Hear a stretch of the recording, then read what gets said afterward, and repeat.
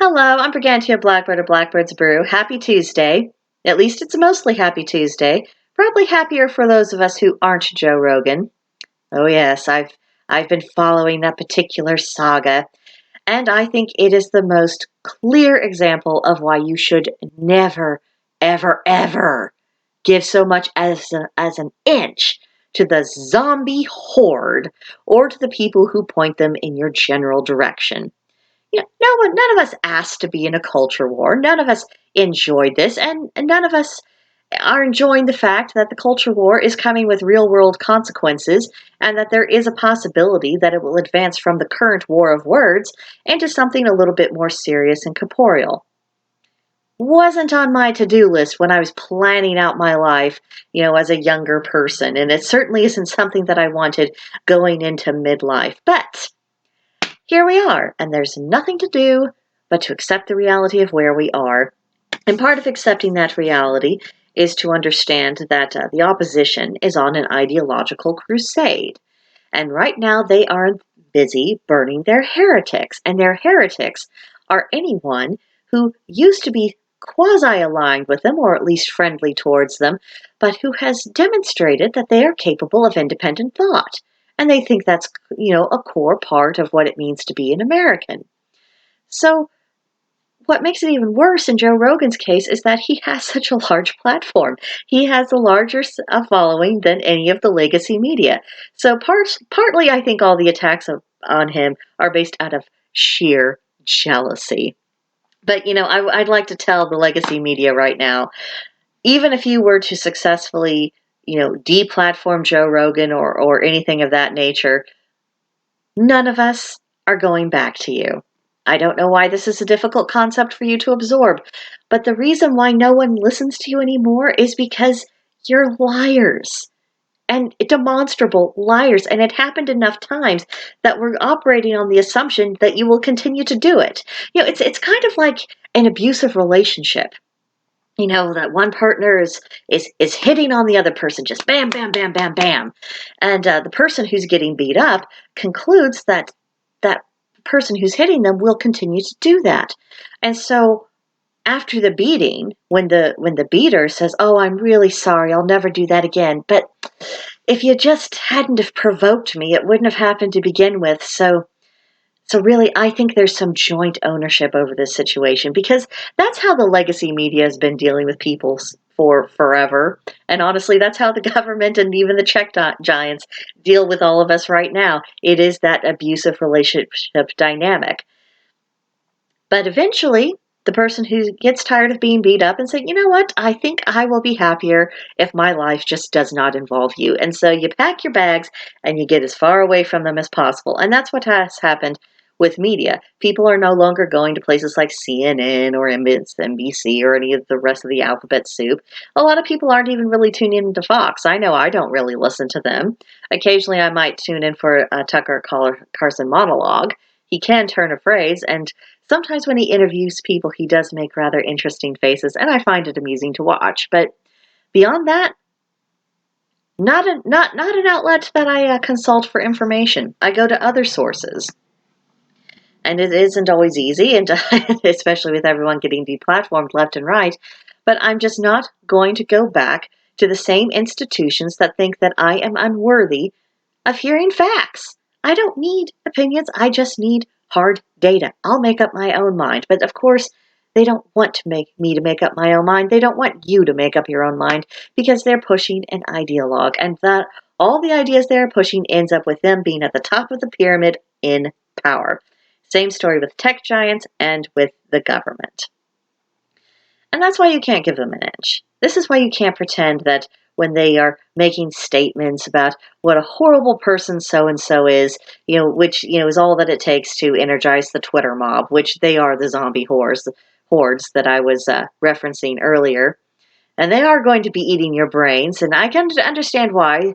Most of them don't have any of their own, so they have to try to come into contact with the gray matter somehow. But I've had enough.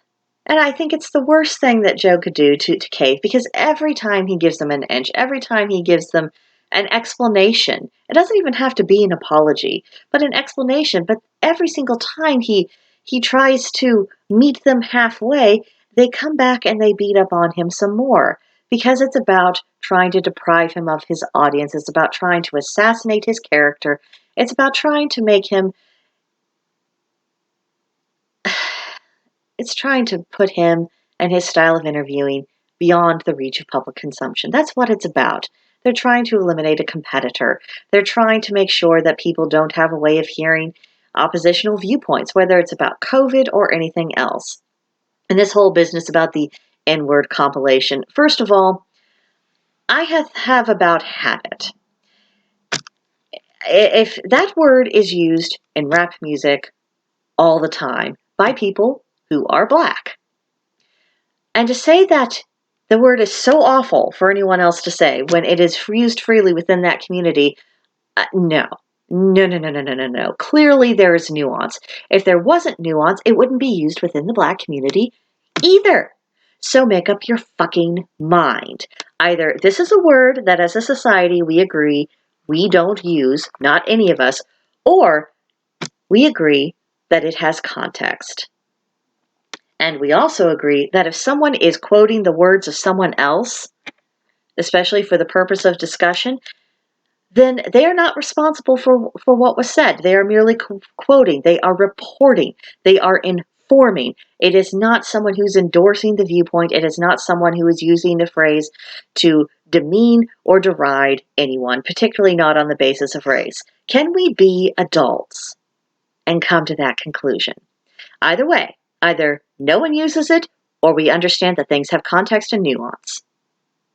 Decide and get back to me with that, because I'm not doing this one rule for thee and another rule for me. No, I'm not taking it. This is how you know I'm getting old. I'm not putting up with people's nonsense anymore. But you know why they made up that compilation, which I would be interested in finding out how long it took to make a compilation of like that. Because Joe Rogan has had a podcast for forever, and he's had conversations about very controversial subjects for years and years and years. So how much material did you have to sift through?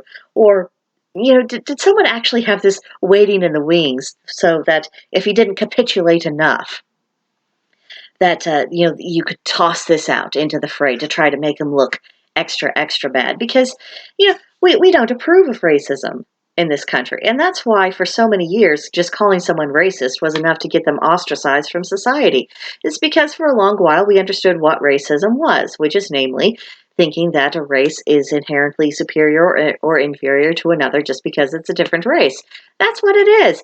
Now we have people throwing out accusations of racism like confetti, and they're just seeing what sticks. And if this accusation of racism isn't enough to destroy Joe Rogan, which I don't think that it will be, I mean, he has ceded some ground that he shouldn't have ceded, but it would take a lot more than that to actually get him, fully and completely canceled and outside the public sphere. It would take a lot to get him completely deplatformed. But just watch. If this racism accusation isn't enough, they'll start throwing out words like transphobia or Islamophobia or whatever phobia or ist word. These people are just throwing mud. And I've had it. I've had it.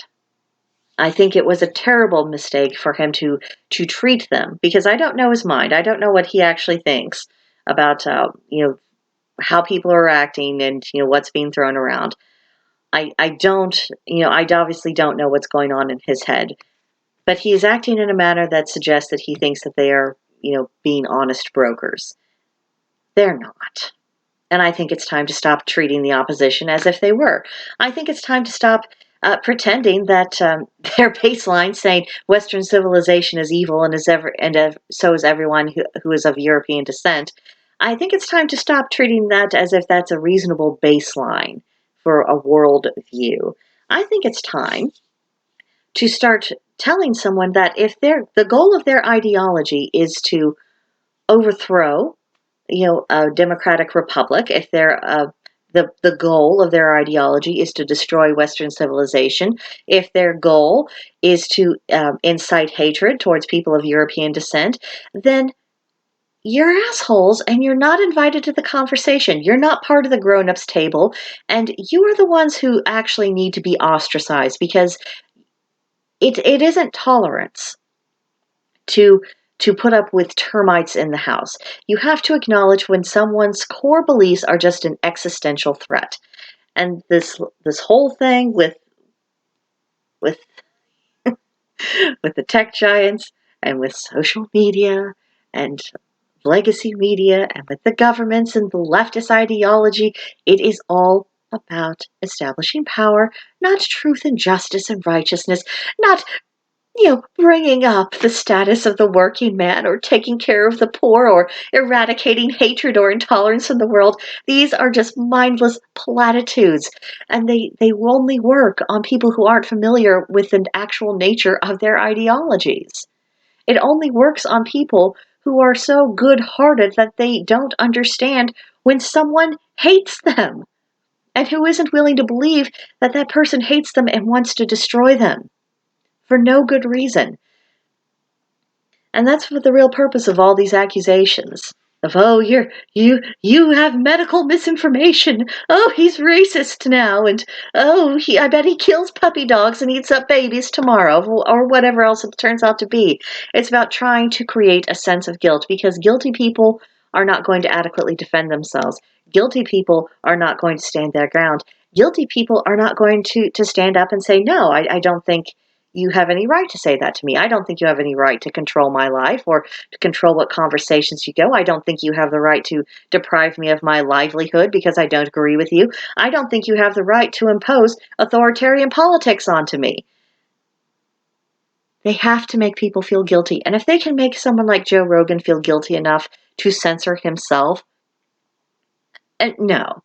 That's a victory that our civilizations just simply cannot afford to let these useless idiots have. He simply cannot.